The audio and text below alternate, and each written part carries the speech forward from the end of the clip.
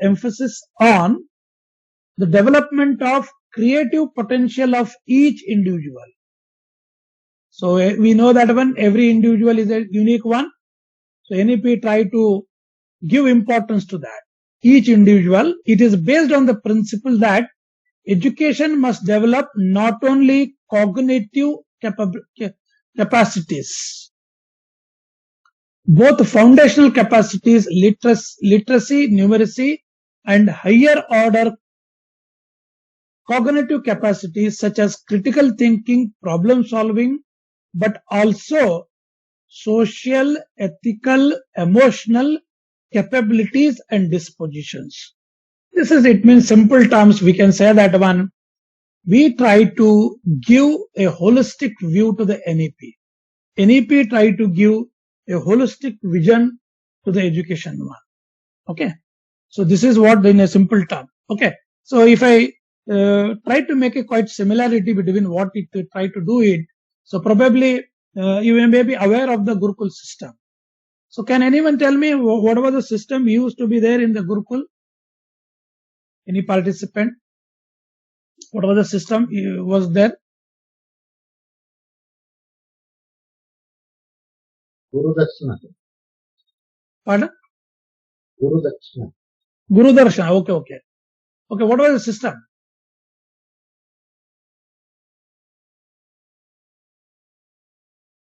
Okay. Yes. Then right now system, why I will tell you. Right now system is what? We will ask student to say 50, 60 number in front of us. We will teach it for 1 hour and we will come out of that and we will say that when all 50 students have understood it. Okay, we come to the next class and we say that when last class I talked about this one. Again, I will teach to 50, 60 students at once and I assume that when everybody has learned it. Okay, let me make it in a simple terms. In Gurukul system, there used to be only one Guru. The Guru was what you call, he was taught various subjects and how they can live their life in cultured and disciplined way. Yeah. Perfectly.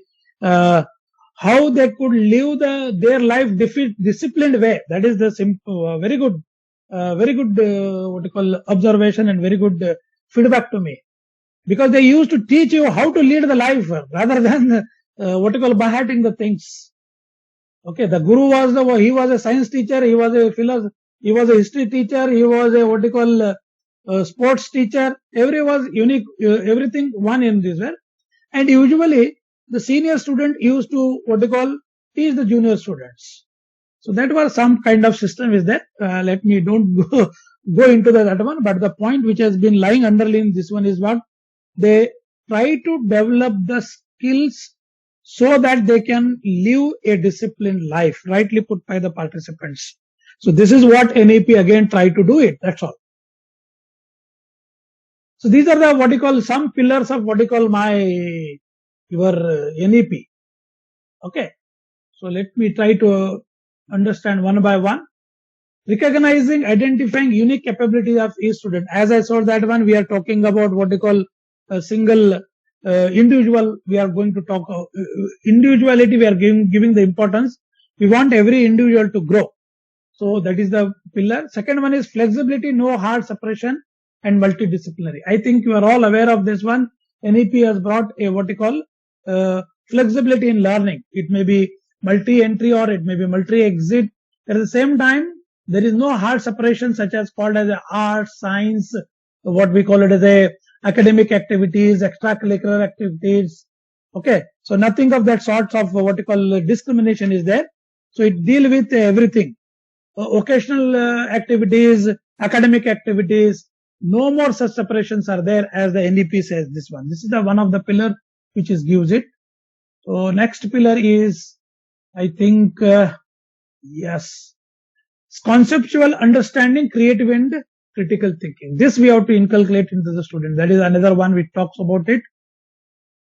Another it talks about what you call ethics, human and constitutional values. Ethics is also becomes important for the NEP. Okay. So one more pillar which talks about this. These are the principles basically in NEP draft copy. You can see that these are all the what you call the principles on which this NEP has been developed. I made them as what you call pillars. Life skills focus on regular formative and assessment for learning. This is life skills are very important for the human being. The NEP also tried to this one. Extensive use of technology and respect for the local content. This is one of the areas where what you call this online teaching already, because of the COVID, we all learned about this one. So technology is of course playing an important role in our teaching and learning process. So if those developments were not there, at this I would not been delivering a webinar from my what you call home to all the participants, those who are all sitting in different places. So technology is plays a, that is all. NEP want to make use of the technology. So light but tight. Regulations are what you call light, but the what you call observations are tight. Okay. So this is what we mean by light and tight. Okay. So this is also one of the what you call major factors of NEP, what we talk about it. Okay. So next one, I think another two are left out. Let me. Okay. Outstanding research, and that is also I talked about already. I briefed it. And rootedness and pride in India. This is one more thing. I could have a what you call a local contest and this one. It means what we don't want to what you call leave our roots. So probably when we talk about any area, whether it is a medical science or any astronomy, we say that we have got great scholars with us. Is it not? Aryabhatta was there, Sushruta was there, Dhanavantri was there. So we see that one. These are all the olden days, and we fixed it to the what I call western side. So what the NEP tried to say that one, when our predecessor can do all what I call magics of that one, why can't the present generation? So it means what our history tells that's one. Our forefathers were capable of doing it, so the future students or the future population also can do it. This is what the NEP tried to say. The basic change which is brought by the NEP is what we call it as a abolishing the 10 plus 3 system, 10 plus 2 system, 5 plus 3 plus 3 plus 4. The importance for the education at the 0 to the 2 years has given importance. Formally it was not there. So normally it used to be from the 6 years onwards. The schooling was used to be started from the 6 years formally. In new education policy, it starts with what we call it as a age of what we call 3 to 6 year. We call it as a preschool. From there itself, the formal education will start. The reason is very simple. The research has showed that 80 to 85% of the development of the mental takes place during this tender age itself. Okay. Piaget is the one scientist who deal with the development of the child brain, particularly cognitive development. Cognitive development means what? Remembering, understanding, analyzing, and applying. These all abilities put together in single word, what we call it as a cognitive ability. So Piaget has given very distinctively that all the how it can take place between. He has made some further classification which I am not going to deal with. But the point I am making it here that 80 to 85% of the child development will take place. And remember, 1 minute I would like to take here. How a child learns, can anyone tell me? In the age of what you call say that 1 year onwards. So let me take it from 1 year to 3 years. By seeing their elder ones, by observing what they are what they are doing in their surroundings, by looking into that, they'll start learning. Yeah, they use all their sensory powers, is it not? Yes. Okay. Every child, everything wanted to touch it first. Child wanted to test everything, is it not? We will scold it, is it not? He wanted to, once if we find the test is one of the sensing element, child wanted to want to test everything, is it not? So it's a hell of our business to hold the child from not teaching what you call this and that thing, is it not? So touching, smelling is there. It also try to smell it. So remember, the learning is experimental learning. It is.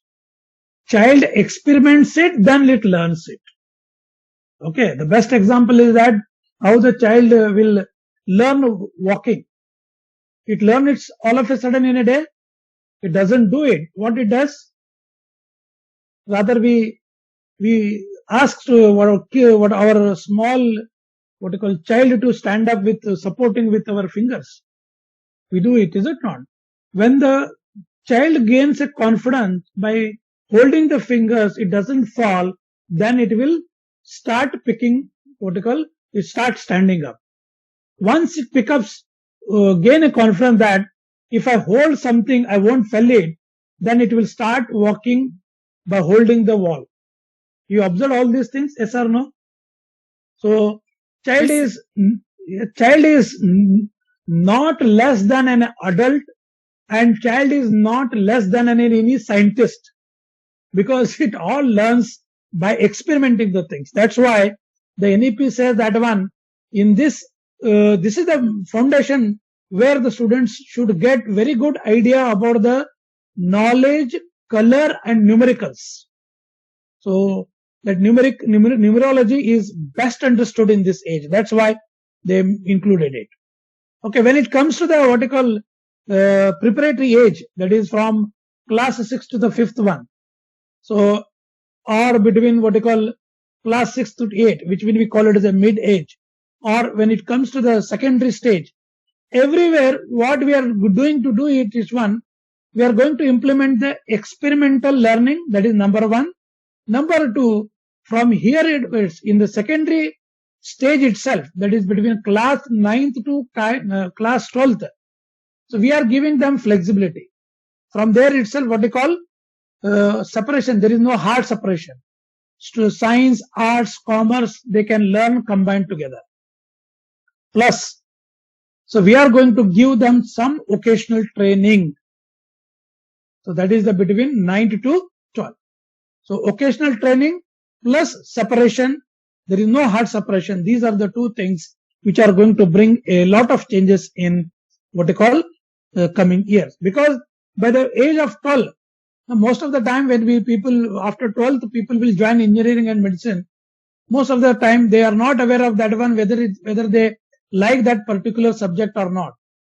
Okay, so recently I think in my university, new colleges started. I put a question that one in during this engineering where the people are not offering the engineering course. You have all offered the engineering course. Let me know that one. What has motivated you to take the engineering course? So hardly one or two students able to give some logical reasoning behind selection of the engineering course, whereas the rest of the people are unable to do it. So to get rid of this one, to get confidence that what they wanted to be in a life, so this NEP talks about vocational and no separation in age itself, that is 9 to 12th class. That is the age between 14 to 18. When it comes to the higher education, I won't take much time here. So 1 year if you complete certificate, 2 years you complete diploma, 3 years you complete bachelor's, 4th year is totally dedicated to the research. Okay. So when it comes to the PG, if you have got a bachelor's degree with 4 degree, 1 year of the PG is there, and directly after PG you can get into the what you call PhD. There is no MPhil. MPhil is not basically for the engineers, but for the humanities science, it was the one more stage for that. That also has been abolished right now. So here means what? At any time students can enter, anytime he can exit it. So facilitate this one, they have started what we call it as an academic bank of credit. So simple one. So say that one, to complete any engineering, we need what they call around 120 credits to the 200 credits. So student keep on earning those credits. I think everybody is aware of the existing system. Once if you get into the degree, until and unless you complete all the what you call years of the degree, you are not going to get a certificate. If you leave at 1 year, second year, if you discontinue it, so neither you get certificate nor you will allowed to what you call take the re-entry. Again, if you want to take the re-entry, again you have to go to the first year, is it not? So these basic difficulties have been what you call removed by NEP, multi-entry. After 1 year, you can get the certificate, you can leave the course, you can work for 2 years, 3 years, again you can join the course. It may be in the same college, it may be in the same university, or it may be in a different college, it may be in a different university, it may be in the different location. Because whatever the credits were earned by the student, it is what we call secured with the academic bank. Even to the extent it has been said that even there is no need to go to the universities physically. On online only you can earn all the credits. Finally, once the sufficient credits when accumulated by you, you can apply for the degree. Okay, these are the basic what you call changes what the NEP try to bring it in higher education. Okay, so these are the what you call paradigm shifts are there. I think these all more details you can get it in the what you call NEP report of 11.9. So multi-entry and multi-exit. So all these details are what you call documented there. So what just I talked about it, multi-entry, multi-exit. Okay. So it's a boom for the students. It's a boom for the students. Still we find that most of the people will be struggling because it may be family problem or it may be anything. But what we are doing it, hangara barli, ene barli, chalo push, we are pushing the things because we don't have that system, because we don't want to spoil the life of a student. Even if it doesn't turn up, then also we will give him marks. We will say that whatever the internal marks are there, we will give it. Let the university take the decision whether to fail him or pass. So this is the what attitude right now we have got, because we are not having the flexibility. If the flexibility was there, then definitely things would have been different. The another challenge here is that whether a certificate, diploma or bachelor. So we have to see to that the student who are living at first year, he should be employable. You should have those ability with them. That is the challenge with the educationist. Even the one who lives at diploma level, where he is suitable, for which kind of jobs he is suitable, that we have to decide, and according to that we have to make a change in the curriculum. So these are the challenges of the NEP. So some more what you call things are there. So no hard certifications. Already I talked about it. So we can shift vocational, what you call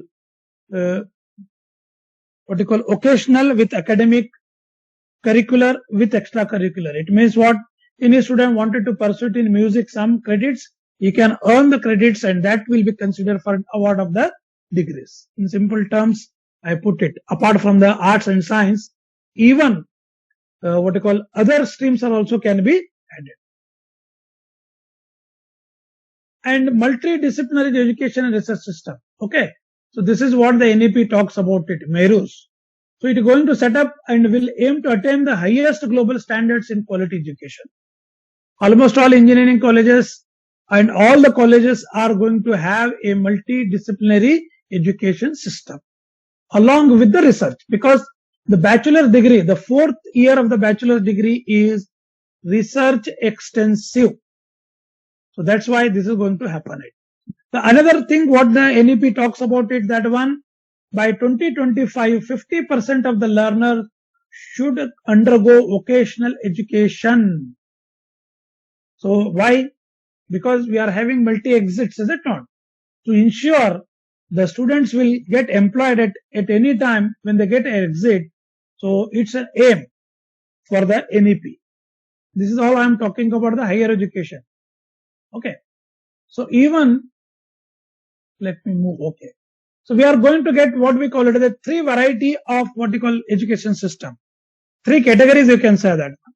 So institutes which are very much what we call interested in research, that is research intensive universities, then teaching intensive universities, then autonomous degree granting colleges. So this is the classification. Right now we have got what? State government university, deemed university, what we call private university. Not this is not the categorization in coming days. The categorization is based on whether the university is research intensive, whether it is a teaching intensive, or just it is a what we call degree awarding institute. These are the changes which are been brought in NEP.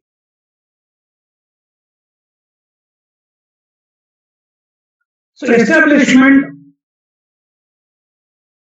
So I am audible. Yes, sir. I think some echo is happening. No? 1 second, let me.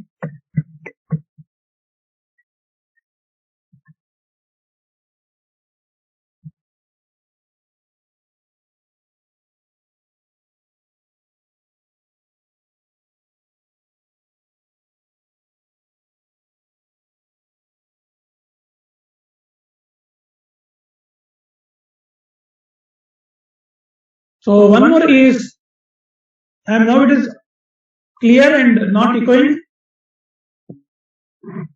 Yes, sir. Not echoing. No echo. No. Thank you. So establishment of, I think still it is echoing. I think somebody's mic is open. I think mine is I have.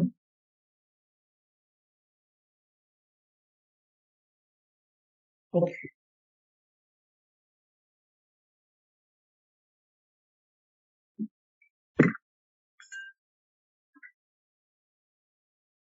So establishment of national. It's audible.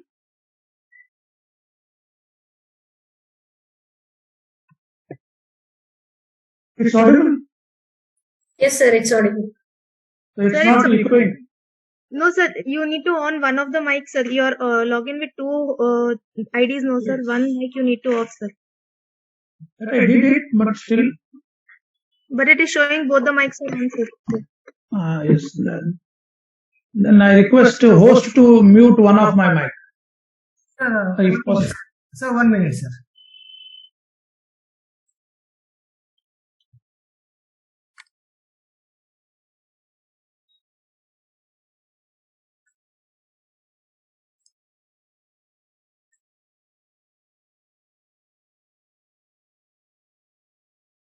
No, is it okay? Hello, sir. Yes, sir. Fine. Yeah. Go ahead, sir. Please continue, sir.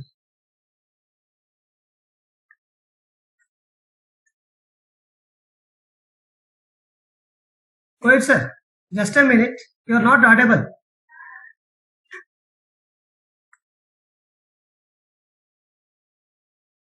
Now I am audible. Yeah, now you are audible, sir. Thank you, sir. So establishment of National Research Foundation. This is a very comprehensive, what you call, agency, which is going to give what you call funds to all one. It means what right now there are different agencies are there for different purposes. So this is the one which is going to be established, which will look into all the aspects of the funding, coordination, recognition. Everything is done by this National Research Foundation. This has already been implemented in different countries. So people wanted to make use of the similar kind of thing in India also. So some more are there.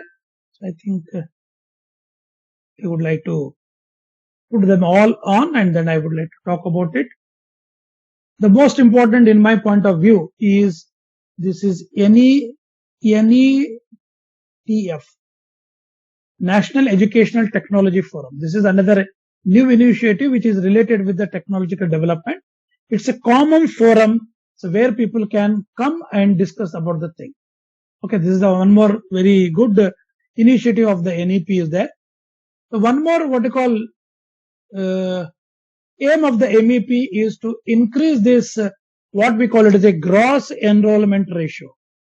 Okay, so this is I am talking about the gross enrollment ratio for the higher education. So right now it is around 23.3%. So now we wanted to give it to the 50%. Okay, what do you mean by this one? It means what those who are entering in the first standard, out of those 50% of the students should be able to get the higher education. So it should be, it sounds what you call unreasonable one, because already we are saying that one, there are so many colleges are there, so many students are, we are not getting employment, but still government wants to get 50% of the people to get the higher education. So why I would like to tell you. So once when I was attending one of the what you call conference on this national education policy, there the speaker he gave one small example. That one, basically he was the vice chancellor of what they call Vijayanagara University. He said that one, India has got liberation in all the fields except education. Okay. Now in real sense, NEP has brought real liberalization to the education. When anything is liberalized, so definitely there are going to happen some kind of disruptions. I think when the what you call direct investment has opened by the country India, at that time also we faced a lot of what you call resistance from the people. Okay, so but what happened finally? Ultimately, direct foreign investment has brought a good fruitful things for us. Economically, we are growing. Quality products we are getting the products at a very cheaper rate. So a lot of what you call benefits we got it. Of course, any benefit doesn't come with any, it's what you call some kind of taxes on it. So of course we need to pay it. In a similar way, this is a ambitious, what you call ambition of the NEP is to see to it that 50% of the people should get into the higher education. It means all colleges are flooded with the student. Okay. So another point is light but tight. It means what? Regulations are light but responsibilities are more. I will spend 1 minute here because lot of autonomy is given to the different colleges, but unfortunately the autonomy has not been properly implemented in reality. So we thought that autonomy given means what? It's a liberalization is given for us to pass the students. So it is not so. The autonomy means you are responsible for the quality of the student, those who are coming out of your what they call education. Because what I'm going to tell you, because in down the what you call 13, 15, 20 years, so we are not having any colleges. Almost all colleges will become an institute. Okay. To control this one, a lot of changes are taking place in the regulatory body itself. AICT, UGC. So these are going to be abolished right with the what you call NEP. So instead of that one, you are going to get a single what you call body, which when we call it as a Higher Education Commission India. So there are 4 different verticals are there. So these are going to deal with this one. So this is done to what you call have a what you call greater what you call control over the system and to avoid the conflicting interest between the different autonomous bodies. So to do this one, the NEP suggests there should be a single body which could deal with all the things. Okay. So this is the new system where we are going to get a single control. So already 1 year has over. So a lot of what you call 1 year achievements are there. Let me make a list of this one. So AI for all 4 hours course is there with Intel. So it's going to deal with the what you call, it will give online course. You have a course. Academic band credit. So already I discussed it. So any degree you can get it once the sufficient credits are there. AICT Artificial Intelligence Indian, I think 12 to 14 languages, the textbooks have been what you call translated by with the help of AICT using AI. So internalization of higher education is there. There are 150 colleges have been identified. So where they are having MOU with the international students, the foreign students can learn here, and similarly students, those who are learning in those colleges, they can learn in foreign also. There is one more is that National Digital Education Architecture. It's a platform which deals with teaching, learning, planning and governance. It's an online support from the what you call government of India. So all kinds of supports you will get it.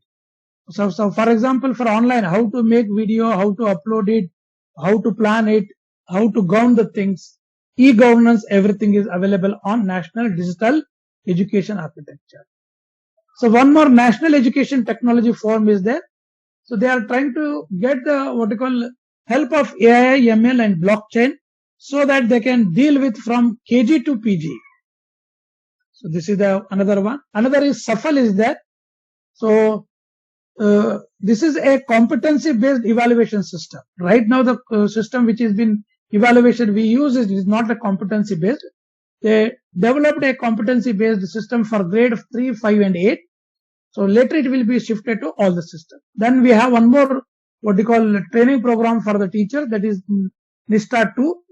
So 68 modules are there. It aims to what we call train 10 lakh students. Vidya Pravesh is there. Vidya Pravesh is a very interesting one. Vidya Pravesh, so deal with the training of the childs before going to the what we call school. This is a 3 months course is there.